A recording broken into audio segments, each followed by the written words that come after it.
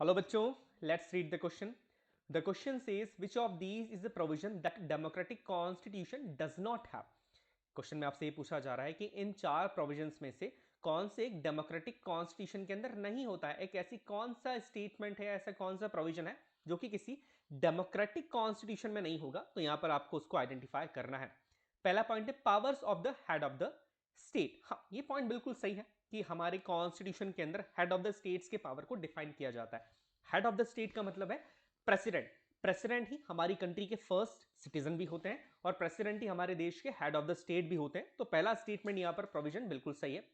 Second है name of the head of the state. अब ये जो ऑप्शन बी है ये बिल्कुल गलत है, ये बिल्कुल रॉन्ग है, ये एक फॉल्स स्टेटमेंट है और डेमोक्रेटिक कॉन्स्टिट्यूशन के अंदर ये प्रोविजन नहीं होता है. देखिए यहां पर इस क्वेश्चन के अंदर आपको जो कीवर्ड दिख रहा है इस स्टेटमेंट का वो है बेटा नेम.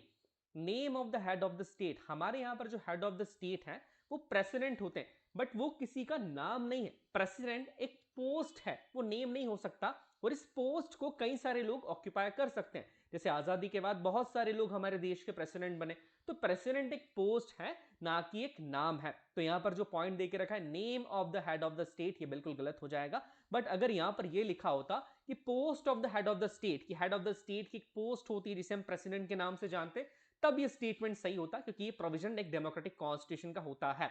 ऑप्शन सी की बात भी कर लेते हैं. ऑप्शन सी कहता है पावर्स ऑफ द लेजिस्लेचर. ये पॉइंट बिल्कुल सही है.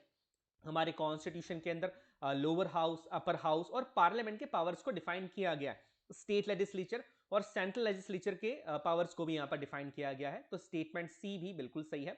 और डी है नेम ऑफ द कंट्री. ये बात बिल्कुल सही है. हमारे कॉन्स्टिट्यूशन के अंदर हमारे देश का नाम इंडिया और भारत, ये दो नाम हमारे देश के दिए गए हैं. तो ये पॉइंट बिल्कुल सही है. आर्टिकल 1 के अंदर इंडिया का और भारत का नाम यहाँ पर दिया गया. हमारे देश का जो नाम है वो आर्टिकल 1 के अकॉर्डिंग इंडिया या भारत होगा.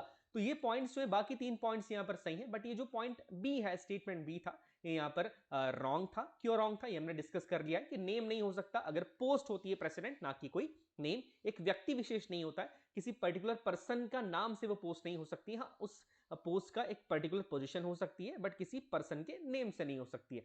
सो I hope you understood the question as well as the answer. Best of luck.